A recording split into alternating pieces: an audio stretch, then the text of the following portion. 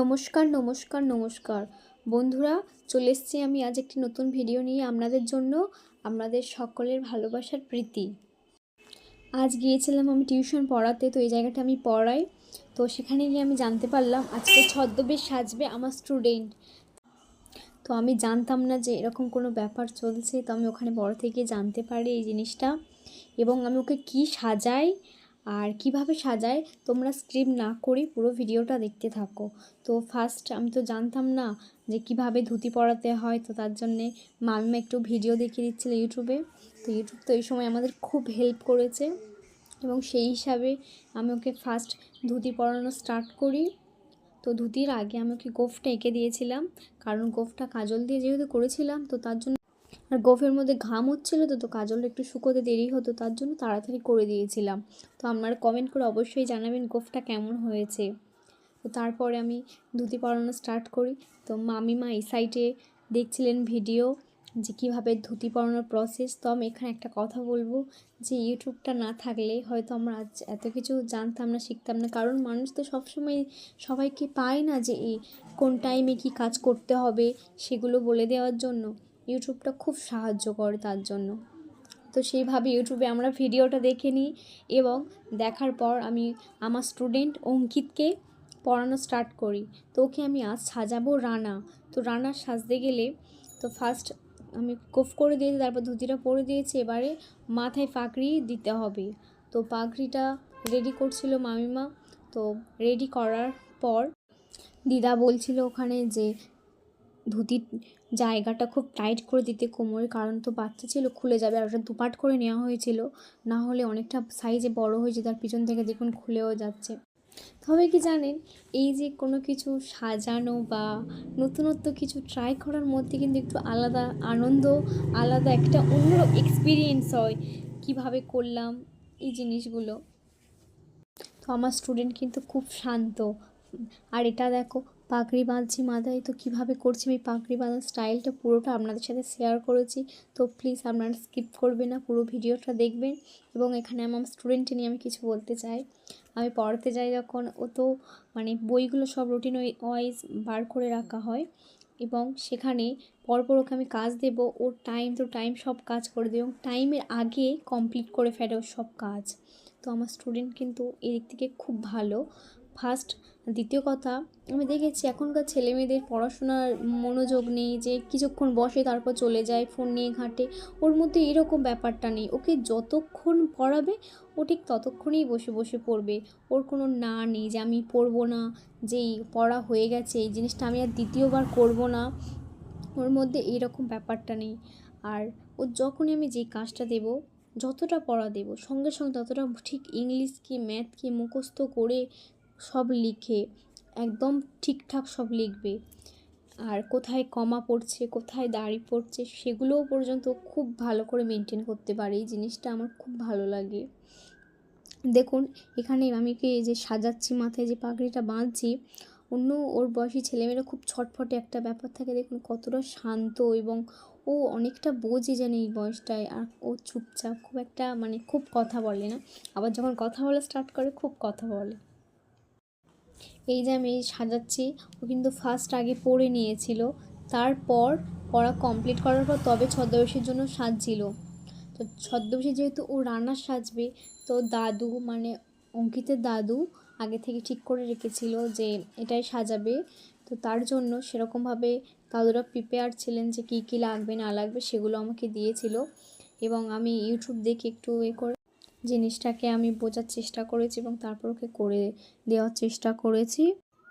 ওদের গ্রামের পাশে আরও সব যারা ছেলেদের বাড়ি ছিল বন্ধু বান্ধবও, তারাও সবাই সাজছিল ওখানে যে যার মতন বিভিন্ন রকম সাজবে, এবং কে কী সাজবে এই মুহূর্তে আমরা তো জানতাম না। আর পাগড়িটা বাঁধা হয়ে যাওয়ার পর অঙ্কিতের খুব মাথা টাইট হয়ে গেছিলো। সামনের চুলের যে জায়গাটা ছিল একদম সামনের ওই জায়গাটা খুব টাইট হয়ে গেছিলো। তো তার জন্য আবার আমি ওই চুলের ওই জায়গাটা ঠিক করে দিই, এবং ও যে সেটা লাগছিল সেটাও নিজের মুখে বলবে না, যে আমার এই জায়গাটা লাগছে ঠিক করে দাও, কী সেটুকুও বলবে না। আমরা জিজ্ঞাসা করে করে তবে লাগছে, এখানে লাগছে, এরকম একটা ব্যাপার। তো আমি আপনারা অবশ্যই কমেন্ট করে জানাবেন আপনারা কখনো ছদ্মবেশ সেজেছেন কোনো সময়, ছোটোবেলা হোক বা অন্য কোনো কিছুর জন্য কখনো ছদ্মবেশ সেজেছেন কিনা অবশ্যই কমেন্ট করে জানাবেন, এবং কী সেজেছেন সেটাও কমেন্ট করবেন। আর স্কিপ না করে আপনারা পুরো ভিডিওটা দেখবেন কিন্তু অবশ্যই, এটা আপনাদের কাছে বিগ রিকোয়েস্ট থাকলো।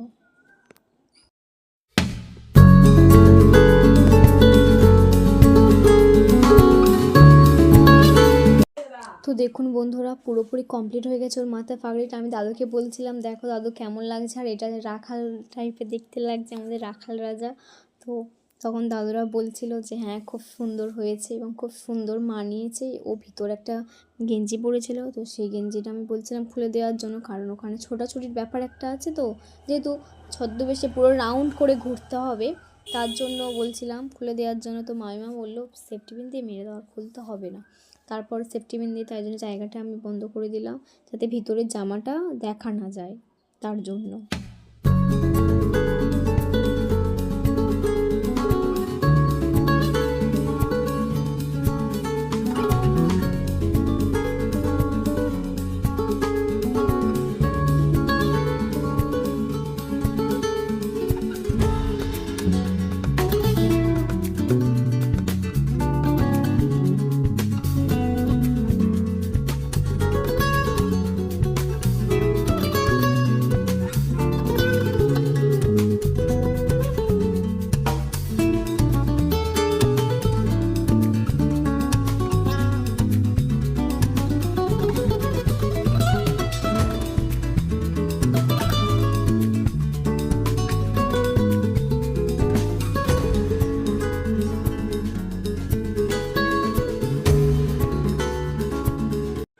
দেখুন বন্ধুরা, কোনো কিছু সাজতে গেলে আমাদের যে স্কিনের কালার, কারোর ফর্সা বা কেউ কালো বা কেউ ফর্সা কালো মিক্সড করে যে কালারটা হয়, তো ওই কালারটা তো সবসময় মানে বাইরে ফোটে না ক্যামেরার মধ্যে, তো তার জন্য কিছু মেকআপ করতে হয়। তো ফার্স্ট আমি আইব্রোটা এঁকে দিচ্ছিলাম, কারণ আইব্রোটা একটু মুখের থেকে একটু বেশি কালো না রাখলে দেখবেন মুখটা গ্লেজ আসে না, যে জলার যে ব্যাপারটা সেটা বোঝা যায় না। তো তার জন্য ফার্স্ট আমি আইব্রোটা এঁকে দিচ্ছিলাম, এবং মাইমাকে বলছিলাম যে মাইমা কোনো কিছু লিপ বাম বা কিছু মুখে দেওয়ার ক্রিম টিম যদি কিছু থাকে নিয়ে আসার জন্য।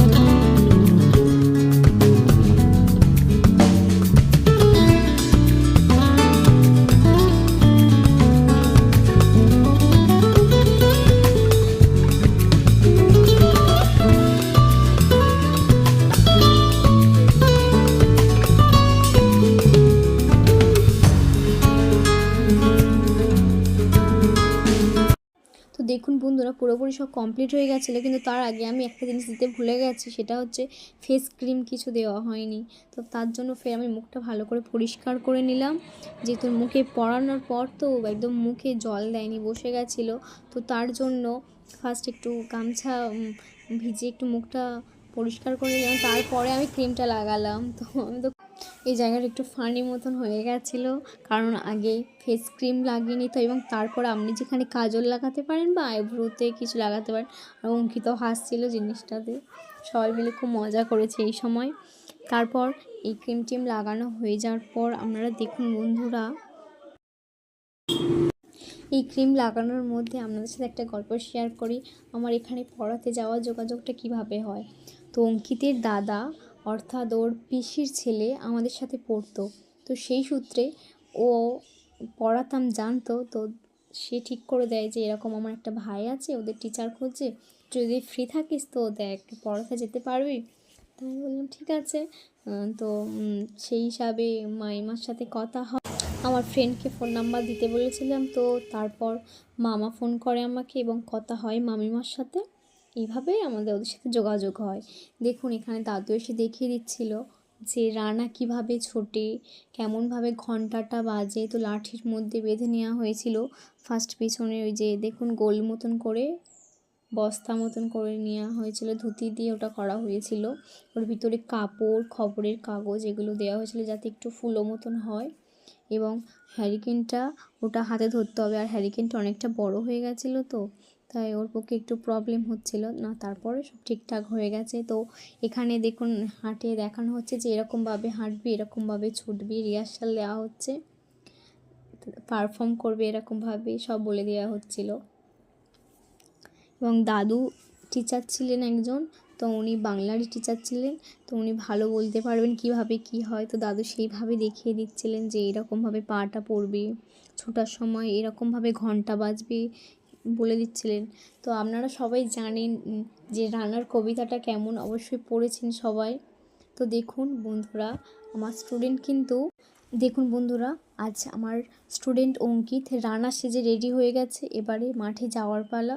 তোর পিছনে একটা কবিতা মতন লেখা ছিল, দেখুন এটা রানার ছুটেছে তাই, ঝুমঝুম ঘন্টা বাজছে রাতে। দেখুন বন্ধুরা, আমাদের পুরো কমপ্লিট হয়ে গেছে এবং কেমন দেখতে লাগছে আমাদের অঙ্কিতকে অবশ্যই কমেন্ট করে জানাবেন। আর এখানে আমি এটাই বলছিলাম যে আমরা খুব এক্সাইটমেন্টে আছি যে কী হবে এবং কীভাবে কে কী সেজে আসবে। তো আমরা চলে এসেছি, দেখুন এখানে সবাই কেমন সেজেছে আর সবাই রেডি হয়ে গেছে। আর এখানে কিন্তু সবাই সব বাচ্চা ছেলেমেয়েরা এসছে। এখানে একজন রাক্ষসী সেজেছিল, আর এই যে কৃষ্ণ দেখতে পাচ্ছেন, আর এই যে রাক্ষসীটা এ খুব সুন্দর করেছিল, কন্টিনিউ যতক্ষণ হচ্ছিল এই জিনিসটা আধা ঘন্টার বেশি, ততক্ষণ এরকম হাত পা একদমই সেরকম ছিল যেমন এখন করছে। আর এই বাচ্চা বাচ্চা দেখুন এরা সবাই করেছে। তবে এখানে একটা জিনিস আমি বলবো, বাচ্চা হলে কী হবে, এদের কিন্তু খুব সাহস আছে। এই যে একজন তুলসী সেজেছিল, খুব সুন্দর করেছিল সবাই। দেখুন এই যে একজনের রাক্ষস টাইপের, সেই রোগে যে আক্রান্ত হয়ে গেছে এরকম সেজেছিল। তারপর আমরা চলে এসেছিলাম, কারণ আমার বাড়িতে ফেরার কথা ছিল এবং মাইমা বলেছিল আমাকে না খাইয়ে ছাড়বে না। ওখানে পায়েস দিচ্ছিল, আমি খাইনি, চলে এসেছি, কারণ অনেকটা সন্ধ্যা হয়ে গেছিলো, 7টার বেশি বেজে গেছিলো। তো তার জন্য যেতে হবে বাড়িতে। তারপর আমি কফি খেয়ে বেরিয়ে পড়লাম আজ এতটাই।